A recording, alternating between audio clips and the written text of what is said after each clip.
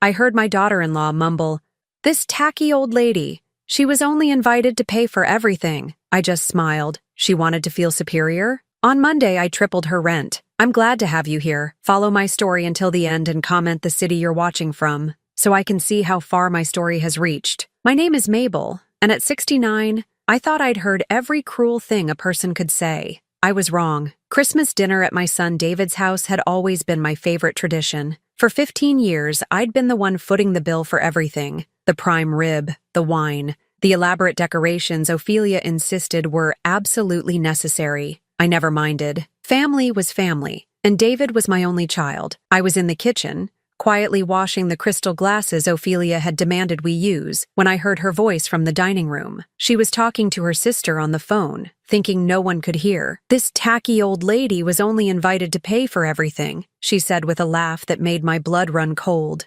"Honestly, Diane, she shows up in those awful cardigans and acts like she belongs here.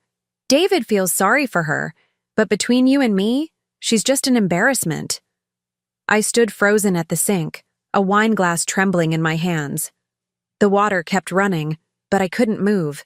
15 years of Christmas dinners, 15 years of birthday parties, vacation funds, emergency car repairs, and down payments. 15 years of being called generous to my face while being mocked behind my back. The worst part is how she tries to give advice about decorating and cooking, Ophelia continued. Like, honey, look at your own apartment before you tell me how to arrange flowers.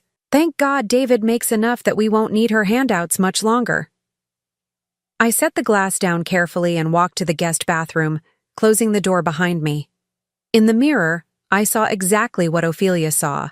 A 70-year-old woman in a green cardigan from JCPenney, with graying hair and laugh lines earned from years of trying to keep everyone happy. I looked like someone's harmless grandmother, someone who'd never hurt a fly. How wrong they all were. When I returned to the kitchen, David was loading the dishwasher. "Mom, you don't have to clean up. Ophelia and I can handle this." "It's all right, sweetheart. I don't mind helping." I dried my hands on the dish towel, the same one I'd bought them last Christmas. Everything in this house had my fingerprints on it, one way or another. Ophelia swept into the kitchen then, her blonde hair perfectly styled, wearing the designer dress I'd helped pay for when David got his promotion. She barely glanced at me. "David? Honey, your mother left her purse in the living room again." She said it like I was senile, like forgetting a purse was evidence of mental decline. "I'll get it," I said quietly. "No rush," Ophelia replied, already focused on her phone. "Oh, and David, remind me to call the decorator tomorrow. I want to completely redo the guest room before your cousin's wedding. More money. Always more money." I retrieved my purse, a practical leather bag I'd owned for 8 years. Inside was my checkbook, the same one I'd used to write countless checks to make their life easier. The irony wasn't lost on me. "Well, I should head home," I announced, returning to the kitchen. David hugged me goodbye, and for just a moment, I saw my little boy in his face, the one who used to crawl into my lap when thunderstorms scared him, who brought me dandelions from the yard and called them the prettiest flowers ever. "Thanks for dinner, Mom. And for, well, everything." I patted his cheek. "You're welcome, sweetheart." Ophelia offered a mechanical smile. "Drive safe, Mabel. Thanks for the lovely evening." Lovely evening. As if she'd contributed anything beyond her presence and her cruelty. The drive home took 20 minutes, long enough for the full weight of what I'd heard to settle in. By the time I parked in front of my small apartment building, something had shifted inside me. The hurt was still there, sharp and deep, but underneath it was something else, something that had been sleeping for too long. I sat in my car, staring up at my third-floor window. 3 rooms, nothing fancy. David had offered to help me find something bigger, more suitable, but I'd always declined. Let him think I was being modest. Let them all think I was just getting by on Social Security and David's guilty conscience. Let them think whatever they wanted. Tomorrow was Monday. And Monday, Ophelia was going to learn exactly who she'd been calling a tacky old lady. I smiled in the darkness of my car. After 15 years of playing the grateful grandmother, It was time to remove the mask. Monday morning, I woke up at 5:30, same as I had every day for the past 40 years. But today felt different. Today, I had work to do. I made my coffee, black, no sugar, and sat at my small kitchen table with my laptop. Most people David's age would be surprised to know I even owned one, let alone knew how to use it. They saw the cardigans and assumed I was technologically helpless. Another assumption that served me well. I opened my property management software and scrolled through my portfolio. 37 rental properties across 3 states. Not bad for a woman who'd started with nothing but a high school diploma and the determination to never be powerless again. I found the file I was looking for. 1247 Maple Street, Unit 4B. David and Ophelia's luxury apartment. The one they thought they'd gotten through David's connections at work. The rent was currently $2,800 a month, well below market value. I'd been giving them what I called the family discount for 5 years, though they had no idea their landlord was the tacky old lady who paid for their Christmas dinner. I updated the lease agreement. New monthly rent, $8,400. Triple the current amount, but still within legal limits for their area. The lease allowed for increases with 30 days' notice, a clause I'd made sure to include when I'd had my lawyer draft it. I printed the official notice and slipped it into an envelope marked Hastings Property Management, my company, though I'd kept my maiden name for business purposes. Even David didn't know his mother had gone back to using Richardson professionally. At 9 a.m. sharp, I drove to their apartment building. I'd bought the entire complex 6 years ago when the previous owner was facing foreclosure. 24 units, all generating steady income, the building that David bragged about living in, calling it a steal to his friends. If only he knew. I slipped the envelope under their door, just as I did with all my tenants. Professional, impersonal, legal. Then I went home and waited. The call came at 11:47 a.m. Mom. David's voice was strained. Something weird happened. We got this notice saying our rent is being tripled. It has to be a mistake. I was sitting in my favorite chair, the threadbare recliner that Ophelia had once suggested I upgrade. I kept my voice steady, concerned. Oh my goodness, that's terrible. What does the notice say exactly? It's from something called Hastings Property Management. They're saying the rent is going from $2,800 to $8,400 a month. That's insane. We can't afford that. Have you tried calling them? Maybe it's an error in their system. I called 3 times. The woman who answered said all rent increases are final and legally binding. She was so cold about it, Mom. Like she didn't care that we might have to move. I made appropriate sympathetic noises while filing my nails. That's awful, sweetheart. What did Ophelia say? There was a pause. She's upset. Really upset. She's been crying since we got the notice. Crying. The same woman who'd laughed about calling me tacky was now crying because she couldn't afford to keep living above her means. I'm so sorry this is happening, I said, and part of me meant it. I was sorry it had come to this. Sorry that 15 years of kindness and generosity had been met with such contempt. Mom, I hate to ask, but could you help us out? Just until I figure out what to do? Maybe a loan to cover the difference for a few months? There it was. The same request I'd been hearing for years, dressed up in different emergencies. The car that broke down, the medical bill that insurance didn't cover, the vacation that Ophelia desperately needed for her mental health. David, honey, you know I'd help if I could, but my budget is pretty tight these days. It wasn't a lie exactly. I did have a budget. It just happened to include 37 properties and a 7-figure net worth. I understand, Mom. I don't know what we're going to do. That afternoon, Ophelia called me directly. Her voice was different, smaller, more fragile than I'd ever heard it. Mabel, I hope you don't mind me calling. David said you might not be able to help with our rent situation, but I thought maybe, could you at least co-sign a loan for us? We're good for it, obviously, but the banks are being so difficult. I almost smiled. 2 days ago, I was a tacky old lady. Today, I was her potential financial savior.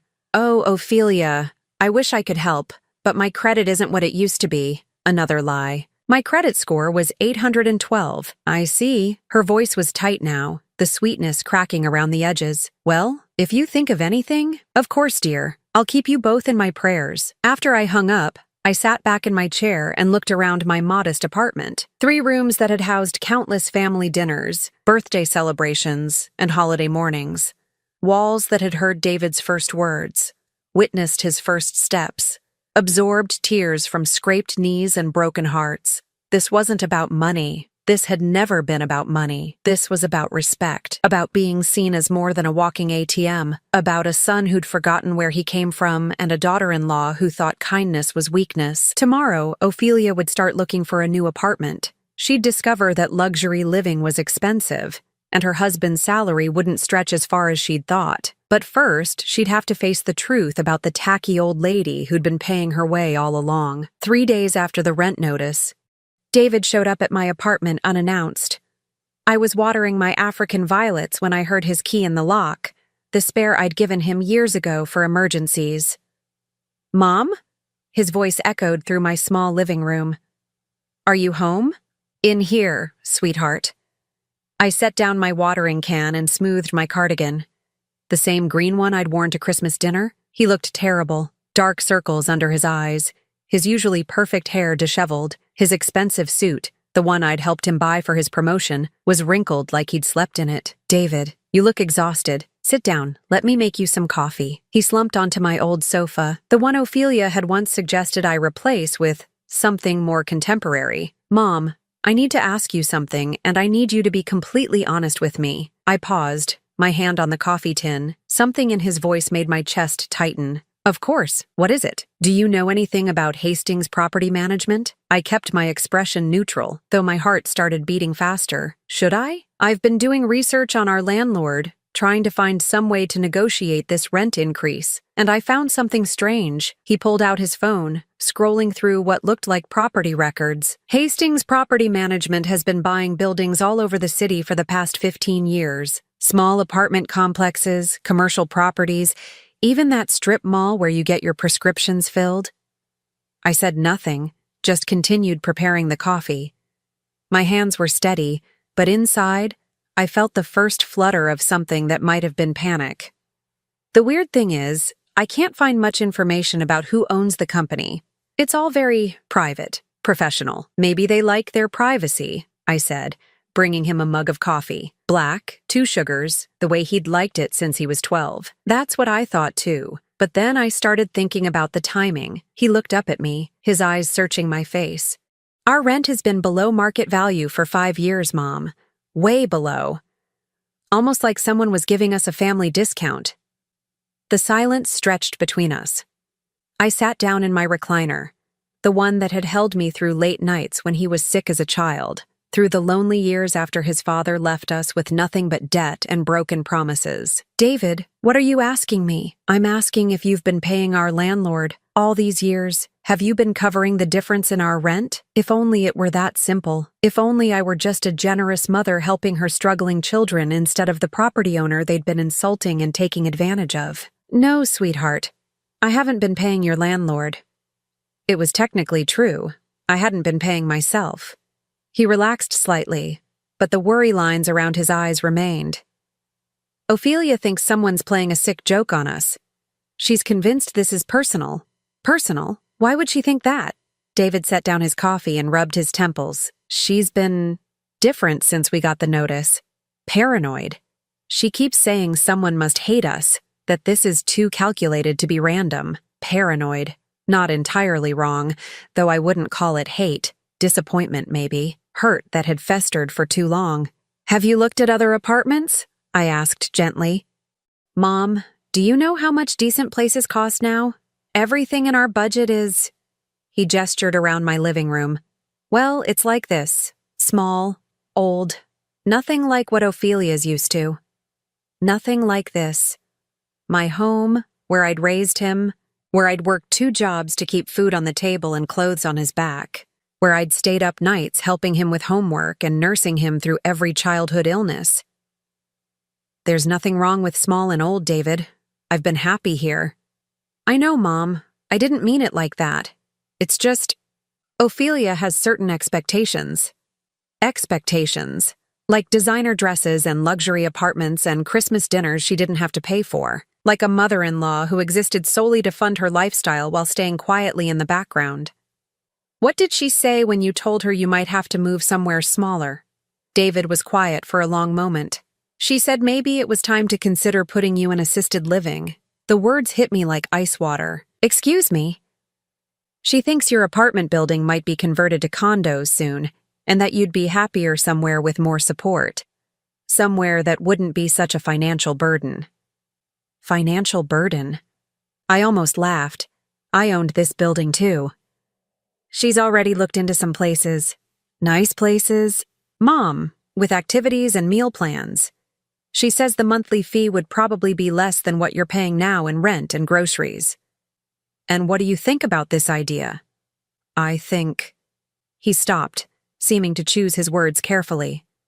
I think Ophelia's scared about our financial situation, and she's looking for solutions anywhere she can find them. Solutions that involved removing me from my home and placing me somewhere I could be managed more easily, somewhere my presence wouldn't remind them of their dependence. David, look at me. I waited until his eyes met mine. I'm 69 years old, not 99. I drive myself to the grocery store, I manage my own finances, and I'm perfectly capable of making my own decisions about where I live. I know that, Mom. I told her you wouldn't be interested. Good, because I'm not going anywhere. After David left, I sat in my living room as the afternoon light faded. Assisted living. They wanted to tuck me away somewhere convenient, somewhere I couldn't accidentally overhear phone conversations or witness their true feelings about me. I picked up my phone and scrolled through my contacts until I found my lawyer's number. Robert Chen had been handling my business affairs for 10 years, and he'd never once questioned my decision to keep my real estate holdings private. Robert? It's Mabel Richardson. I need you to prepare some documents for me. It was time for David and Ophelia to learn that the tacky old lady they wanted to hide away was the only thing standing between them and homelessness. The papers arrived on Friday, delivered by certified mail. I watched from my window as David signed for the thick envelope, his face growing pale as he read the return address. Chen and Associates, attorneys at law. 20 minutes later, my phone rang. Mom, what is this? David's voice was barely controlled panic. There's a legal document here saying you own our apartment building.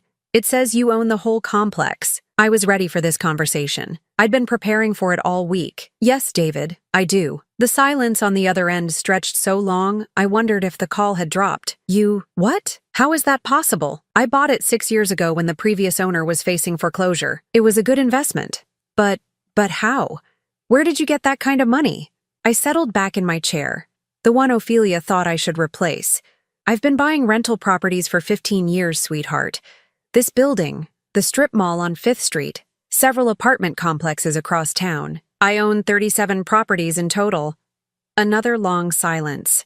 Then, 37 properties? Mom, that's millions of dollars. Yes, it is. But you live in this tiny apartment. You shop at thrift stores. You always said you were on a fixed income. I never said I was on a fixed income. You assumed that because I'm 70 and live modestly. And yes, I shop at thrift stores because I see no point in paying full price for clothes when perfectly good ones are available for less. I could hear him breathing heavily, trying to process what I was telling him. Why didn't you ever tell me? Because I didn't want to be treated differently. I wanted to know that people cared about me for who I am, not what I have. So when we asked for help with the down payment on the car, you could have just written a check? Yes. And when Ophelia needed money for her mother's medical bills? I could have covered all of it without thinking twice. But you made us apply for loans. You let us stress about money for years. I took a breath, choosing my words carefully. David, I've given your family over $400,000 in the past 5 years. The car loan I co-signed and ended up paying off when you defaulted. The vacation to Europe that became a loan you never repaid. Every Christmas, every birthday, every emergency. I helped because I wanted to, not because I had to. 400,000? His voice was barely a whisper. The apartment building alone saved you over $120,000 in rent over 5 years. I charged you $2,800 when market rate was $5,500. Oh my God. Mom, I had no idea. I know you didn't, but Ophelia did. What do you mean? I'd been dreading this part, but it needed to be said. She knew I was helping financially. She just never cared to find out how much I was sacrificing to do it. I don't understand. David, at Christmas dinner, I heard her on the phone with her sister. She called me that tacky old lady who was only invited to pay for everything. The silence this time was different, heavy with the weight of recognition. She said that? Among other things, she laughed about how I didn't belong in your house, how embarrassing I was, how grateful she'd be when you made enough money that you wouldn't need my handouts anymore. Mom, I don't know what to say. You don't need to say anything, but you need to understand something. The rent increase isn't personal vindictiveness. It's business. You're now paying market rate for a luxury apartment, the same rate any other tenant would pay, but we can't afford market rate. You know that. Then you'll need to make some choices. Downsize. Find something in your actual budget. Live within your means instead of depending on subsidies you didn't even realize you were getting. I heard a door slam in the background, followed by Ophelia's voice, shrill and demanding. Is that your mother? Give me the phone. Ophelia, maybe we should... Give me the phone, David. There was a rustling sound. Then Ophelia's voice came through clearly. What kind of sick game are you playing? She demanded, all pretense of sweetness gone. Hello, Ophelia. I understand you received some documents today. You've been lying to us for years, pretending to be some poor old woman while secretly owning half the city. I never pretended to be poor. I live modestly because I choose to. There's a difference. You let us think we were helping you. All those dinners you supposedly cooked for us, all those gifts you said were all you could afford, were all I thought you deserved, I interrupted, my voice turning cold, based on how you treated me. How we treated you? We included you in everything. We invited you to holidays. We let you babysit when we needed it. You used me, Ophelia. You used my money and my generosity, and you mocked me for it. You thought I was some pathetic old woman you had to tolerate for David's sake. That's not true. I heard you. Christmas night. Every word. The silence stretched between us, and I could almost hear her mind racing, trying to remember exactly what she'd said and who might have overheard. You were eavesdropping? I was washing the dishes you'd insisted I use. The expensive crystal that I'd bought as a housewarming gift 3 years ago. Look, maybe I said some things I shouldn't have, but... No maybe about it. You said exactly what you meant, and now you're facing the consequences. David! I heard her calling to him. Your mother has lost her mind. She's punishing us because her feelings got hurt. But David's voice, when it came back on the line, was different. Quieter. Mom, are you still there? I'm here. When you heard what she said, how did it make you feel? The question caught me off guard. After everything, he was asking about my feelings.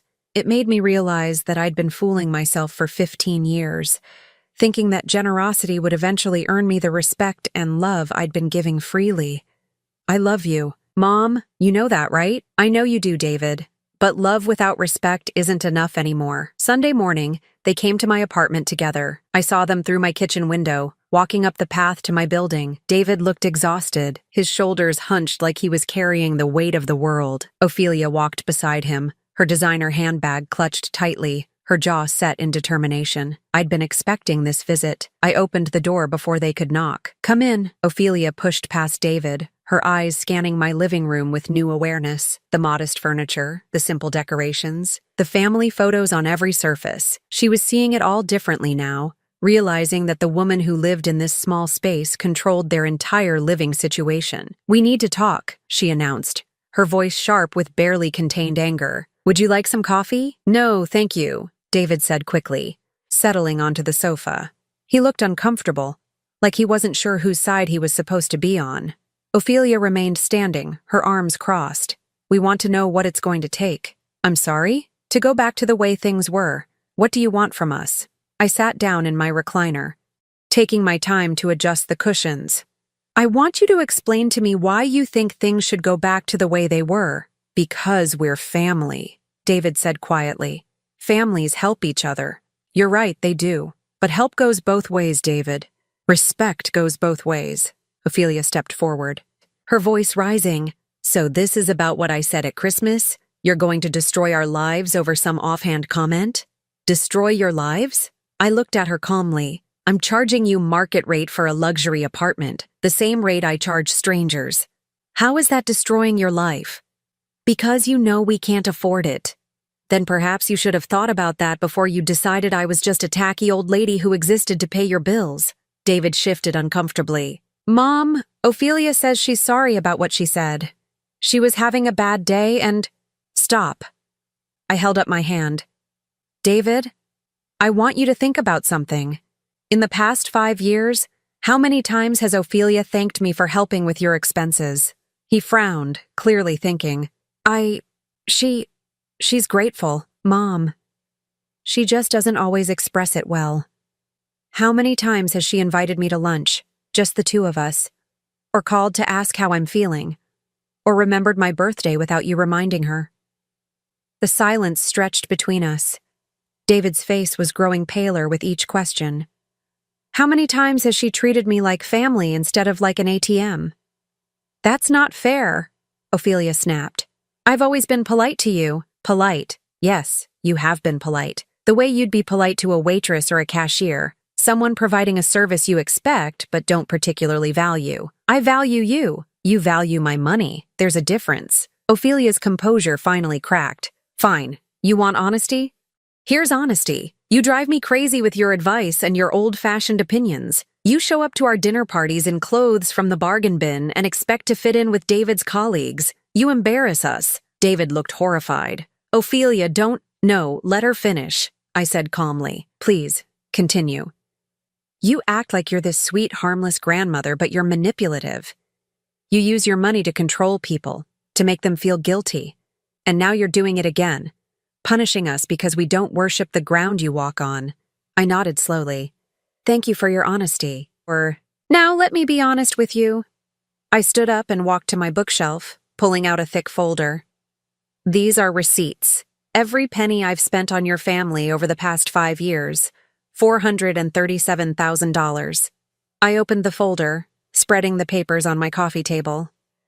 Rent subsidies, car payments, vacation funds, emergency loans that were never repaid, Christmas gifts, birthday presents, anniversary dinners, furniture for your apartment. Ophelia stared at the papers, her face going white. I never asked for gratitude. I never demanded appreciation. I helped because I thought family was supposed to help each other. But family also means respect, Ophelia.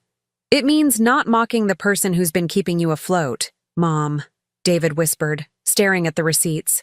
I had no idea it was this much. I know you didn't, because you trusted me to tell you if it was too much, and you trusted her to treat me with basic human decency. I turned to Ophelia. You want to know what this is about? It's not about the comment at Christmas. It's about 15 years of being treated like hired help, of being tolerated instead of appreciated, of watching you spend my money while complaining that I embarrass you. Tears were running down David's face now.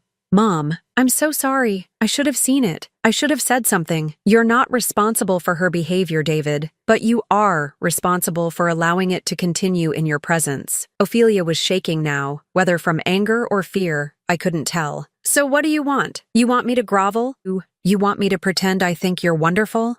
I want you to move out of my building.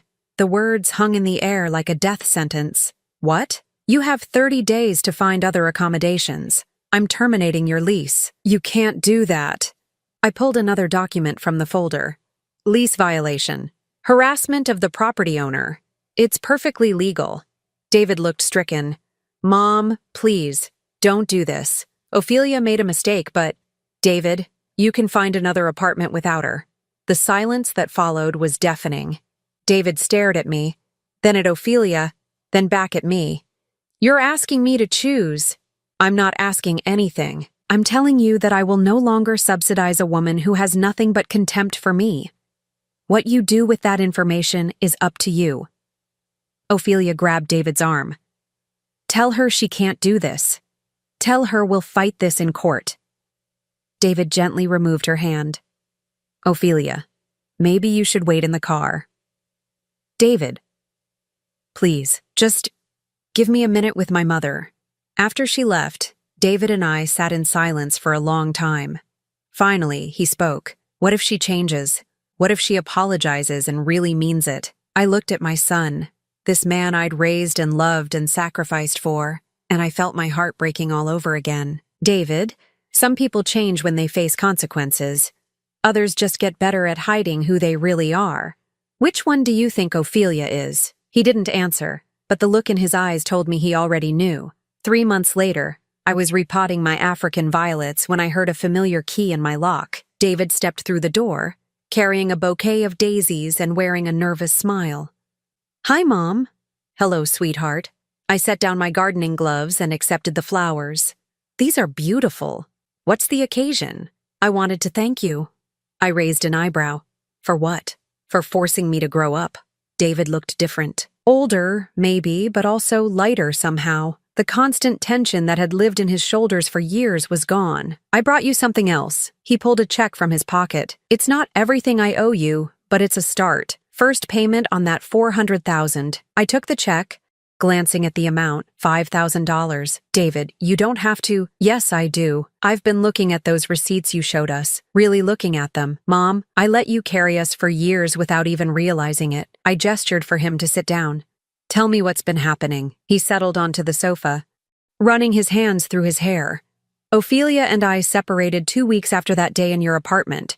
She's staying with her sister in Portland." "I'm sorry to hear that." "Are you?" I considered the question honestly. "I'm sorry that your marriage ended. I'm not sorry that you're no longer with someone who treated you badly." "She did treat me badly, didn't she?" I kept making excuses for her, telling myself she was just stressed or that she'd change eventually. "What made you finally see it?" David was quiet for a moment. "The day after you terminated our lease, she spent the entire day calling everyone we knew, trying to get them to convince you to change your mind. She told them you were senile, that you were being manipulated by gold diggers, that you'd stolen money from your own family." I felt a familiar sting of hurt, but it was duller now, less sharp. "When that didn't work, she tried to turn me against you completely. She said you were a narcissist who was destroying our marriage out of jealousy. She wanted me to cut contact with you entirely. And I realized that in 15 years of marriage, I'd never once heard her say a genuinely kind word about you. Not once. Every conversation about you was either complaining or asking for money." I reached over and patted his hand. "I'm proud of you for seeing that. It took me too long." His voice was thick with regret. "Mom, I let her treat you terribly, and I'm ashamed of that. You were trying to keep peace in your marriage. I understand that. No, that's just an excuse. I was being a coward." We sat in comfortable silence for a while, watching the late afternoon light filter through my small windows. "I found a new apartment," David said eventually. "Nothing fancy, 2 bedrooms, decent neighborhood. I can actually afford it on my salary." "That sounds perfect." I was wondering, would you like to see it? Maybe we could have dinner there next week? I'm learning to cook. I smiled. "I'd love that, but I have one condition." "What's that?" "Let me bring dessert. I make an excellent apple pie." "Deal." He grinned, and for a moment he looked like the little boy who used to help me bake cookies on Sunday afternoons. "David, can I ask you something?" "Anything." "Are you happy? Really happy?" He thought about it for a long moment. "I'm getting there. It's hard. Starting over at 42. But, yeah, I think I'm happier than I've been in years." "Good. That's all I ever wanted for you. What about you, Mom? Are you happy?" I looked around my small apartment, at the simple furniture and family photos, at the flowers David had brought me sitting in a mason jar on my windowsill. I'm at peace. For the first time in 15 years, I'm at peace. After David left, I sat in my recliner with a cup of tea, thinking about the journey that had brought me here. The scared young mother who'd worked 2 jobs to keep food on the table. The woman who'd built a real estate empire one small property at a time. The grandmother who'd been mocked and dismissed by the very people she'd been supporting. And now, finally, the woman who'd learned that respect couldn't be bought, only earned. My phone rang, interrupting my thoughts. The caller ID showed a number I didn't recognize. "Hello? Mrs. Richardson? This is Amanda Chen, Robert's daughter. I work with him at the law firm now." "Of course. How can I help you, Amanda?" "I'm calling about the Riverside property deal. The seller accepted your offer. Congratulations. You're now the owner of a 12-unit apartment complex." I smiled, making a note in my property management book. Property number 38. Thank you, Amanda. Please have the paperwork ready for me to sign on Monday. Will do. You know, Mrs. Richardson, I have to say, in all my years helping Dad with real estate transactions, I've never met anyone quite like you. How so? Most investors flash their wealth. Make sure everyone knows how successful they are. But you've built this incredible portfolio while staying completely under the radar. It's impressive. After I hung up, I walked to my kitchen window and looked out at the city beyond. Somewhere out there, Ophelia was probably still telling anyone who would listen about the crazy old woman who'd ruined her life. Somewhere, families were struggling with the same dynamics that had nearly destroyed mine. But here, in my small apartment surrounded by my modest things, I had something that couldn't be bought or inherited or stolen. I had peace. I had my son's respect. And I had the quiet satisfaction of knowing that I'd built something lasting with my own hands and my own wisdom. The tacky old lady in the green cardigan had turned out to be worth more than any of them had imagined. And that was enough. Now I'm curious about you who listened to my story. What would you do if you were in my place? Have you ever been through something similar? Comment below, and meanwhile, I'm leaving on the final screen 2 other stories that are channel favorites, and they will definitely surprise you. Thank you for watching until here.